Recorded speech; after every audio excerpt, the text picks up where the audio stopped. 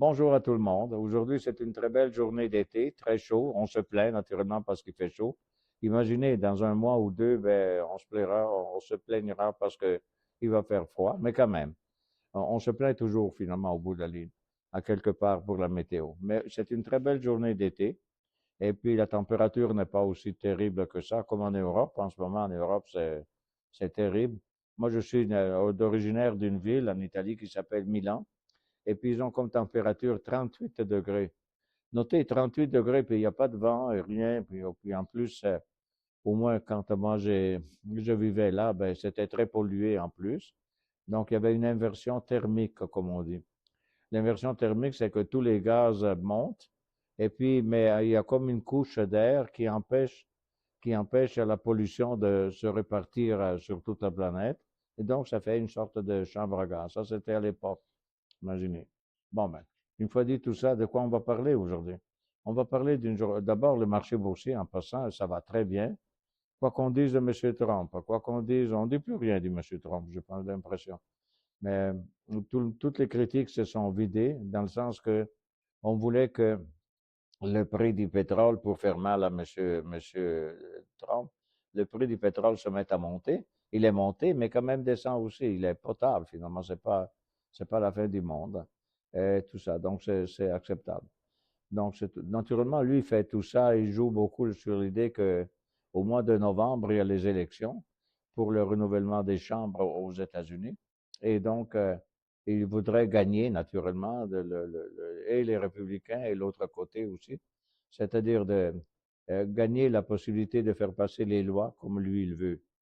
Parce qu'autrement, le président américain fait une loi, ou enfin voudrait faire passer une loi, mais si la Chambre ne l'accepte pas, parce qu'ils sont démocrates contre les républicains, ben là, la loi ne passe pas. Donc, il devient une sorte de prisonnier, en quelque sorte.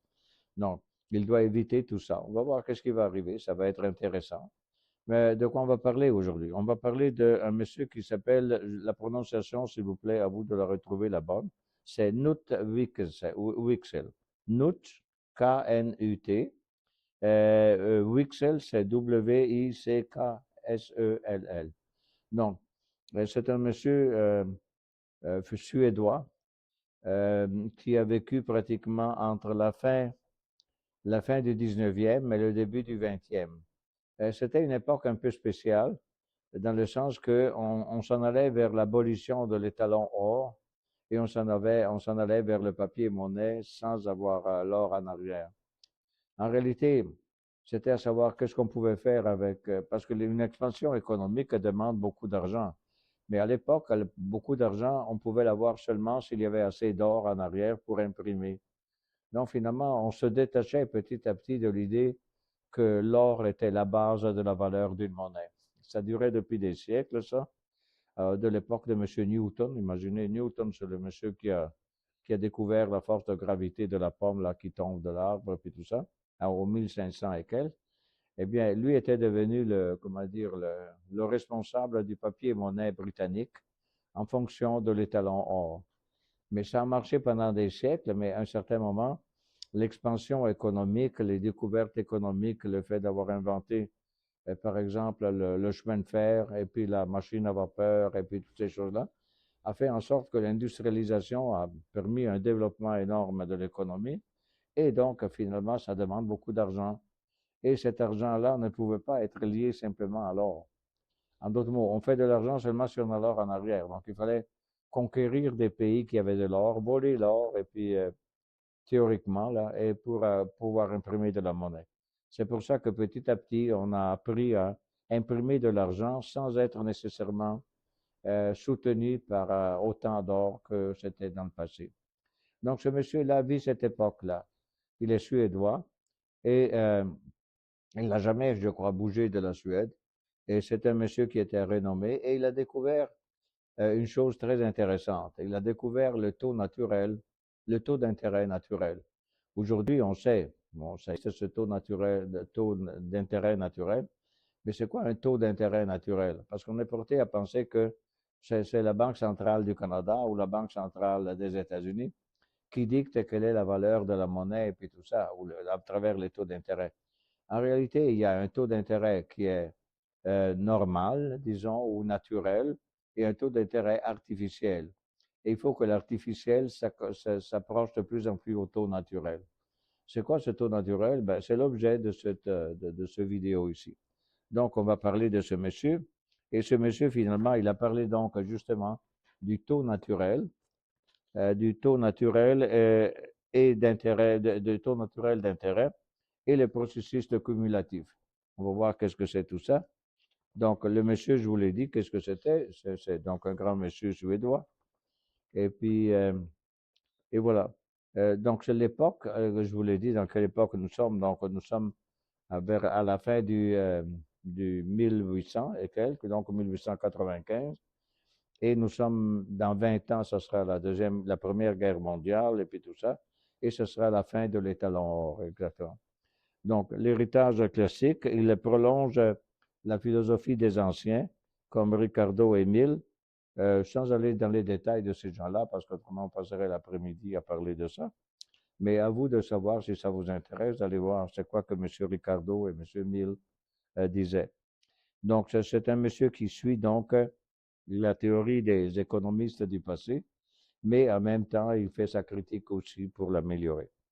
Donc, le problème central, comment la monnaie, pourtant neutre à long terme, influence-t-elle le prix de l'activité?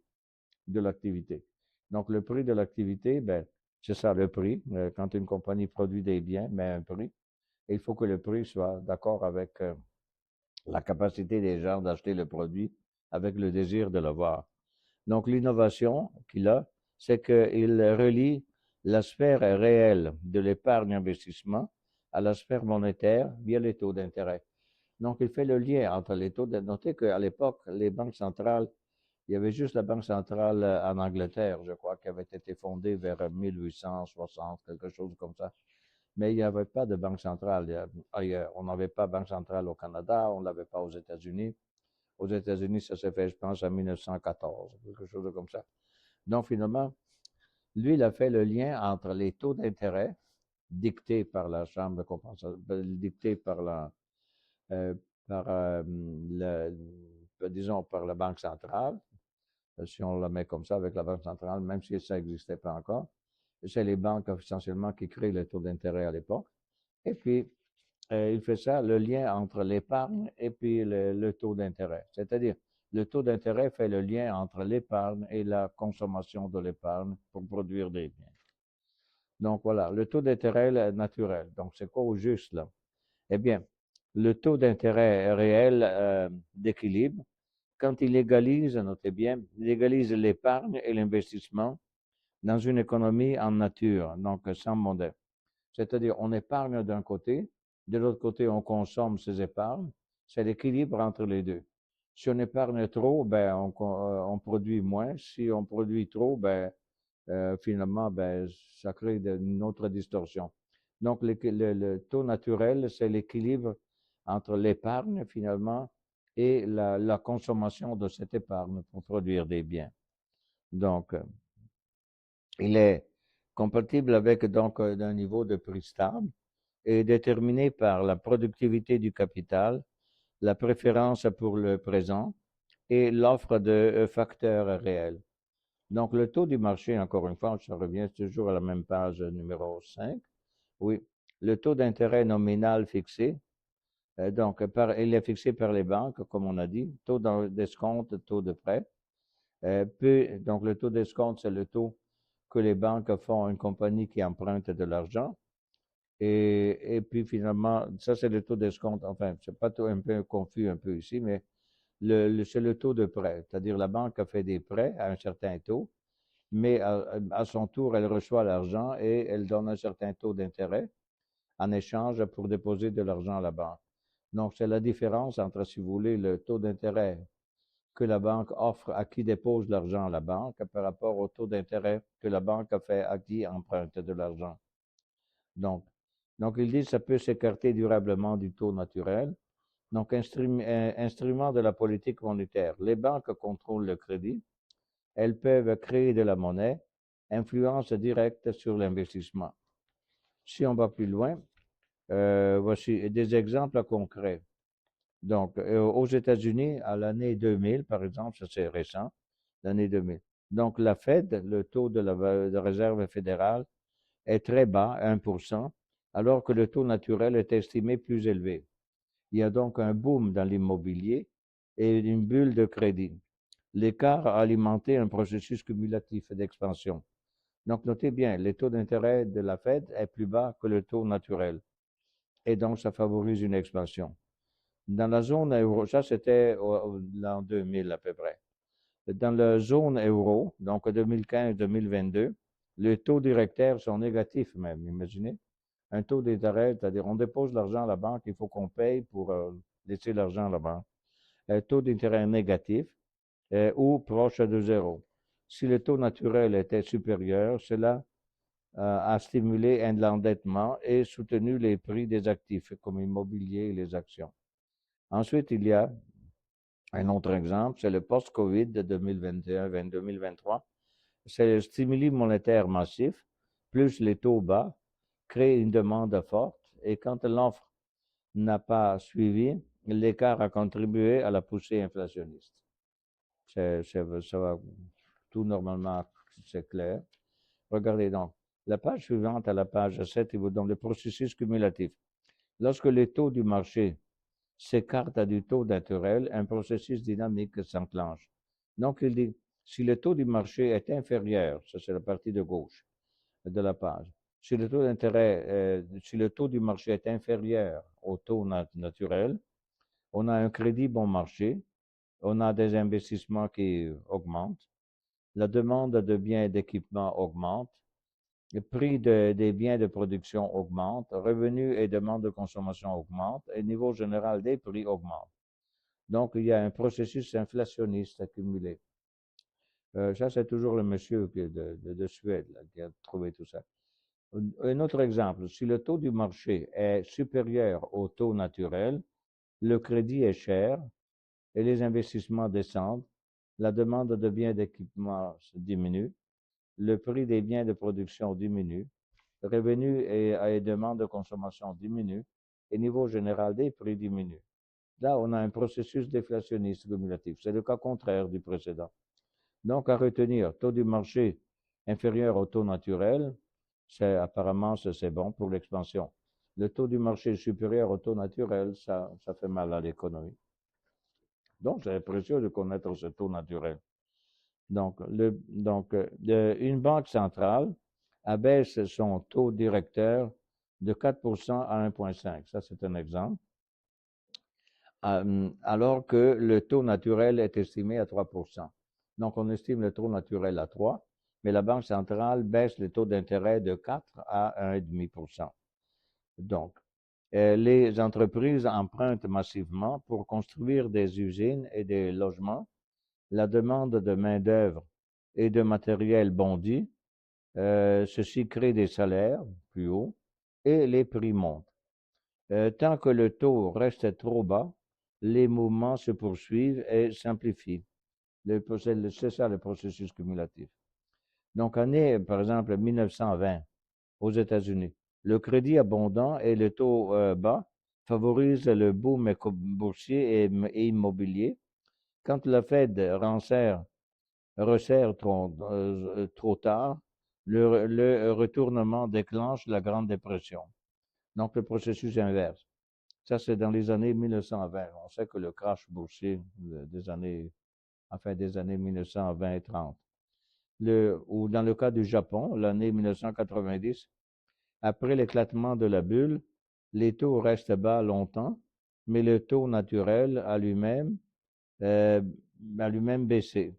Donc, déclin démographique, surplus d'épargne, résultat, stagnation et déflation persistante. En passant, mais ça n'a rien à voir avec ce sujet, vraiment directement, mais on parlait là du yen japonais.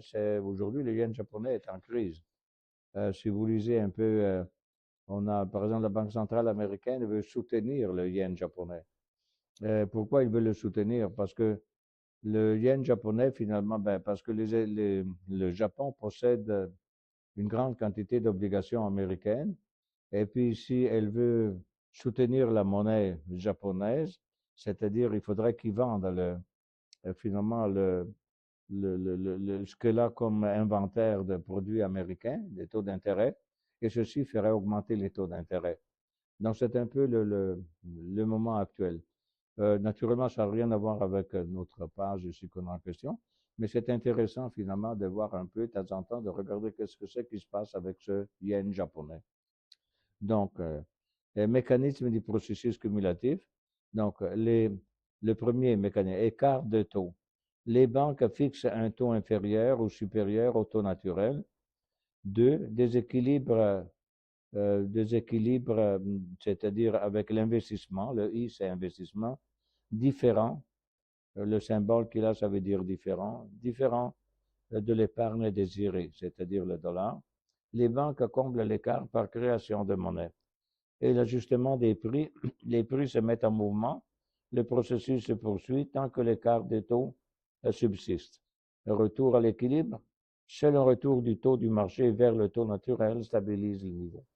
Notez finalement, ce taux naturel est vraiment très important. Avez-vous noté qu'on en parle presque jamais dans la presse et tout ça, qu'est-ce que c'est, mais c'est vraiment fondamental. Finalement, la Banque centrale tend à vers un taux d'intérêt pour le public, finalement, et pour l'économie en général, qui est le plus près possible du taux naturel. Donc, il y a des implications pour la politique monétaire dans tout ça. Donc, la règle de M. Wicksell, si les prix montent, relevez le taux d'intérêt bancaire. Si les prix baissent, abaissez le taux d'intérêt bancaire jusqu'à ce que le niveau des prix se stabilise. Ça, ce serait la politique, selon le monsieur. Naturellement, stabilité des prix. Objectif prioritaire, maintenir un niveau de prix constant, non un taux d'intérêt fixe. Vous savez, on a un taux d'intérêt fixe, on les avait dans les années 60, 70, on avait des taux d'intérêt fixes, ce qui était contraire à l'inflation. On avait l'inflation, mais les taux d'intérêt étaient fixes. Donc, finalement, ça coûtait rien d'emprunter de l'argent. Voilà ça que je voulais dire. Et donc, ça crée toute une distorsion. Et c'est intéressant pour ceux qui s'intéressent à ce processus de la monnaie, d'aller voir ce qui se passait dans les années 70. C'était c'était une période dans laquelle, à cause de l'inflation et les taux d'intérêt fixes, la Banque centrale, finalement, M. Carter, je crois le président de l'époque, a limogé le patron de la Banque centrale, imaginez. Et il a mis un monsieur qui était un monétariste, lequel a fait augmenter les taux d'intérêt pour résoudre résoudre le problème. Donc, flexibilité monétaire. Dans un système de crédit pur, les banques peuvent et doivent ajuster activement les taux. Et endogénéité monétaire, la quantité de monnaie s'adapte à la demande de crédit. Le taux d'intérêt est le levier principal. Donc, c'est le lien entre le taux d'intérêt qui doit favoriser le fait qu'on s'approche de plus en plus du taux naturel. Le taux naturel, c'est quand vous avez les épargnes et la consommation de ces épargnes, c'est égal. Donc voilà, donc vous avez des choses intéressantes à page 11, si ça vous intéresse, les écoles qui sont là, décrites des écoles en économie. Naturellement, notre monsieur vient de l'école de Stockholm, et donc ça prouve qu'il y avait des grands messieurs. Vous savez, Frédéric Hayek aussi, ça c'est un Autrichien, un grand monsieur. Et naturellement, il y a monsieur Maynard Keynes, qui était un grand joueur du marché à terme. Il était devenu riche avec le marché à terme, mais c'est lui qui a créé finalement les bases de la reprise économique de la planète après la Deuxième Guerre mondiale. Donc, c'est toutes les choses vraiment intéressantes à suivre.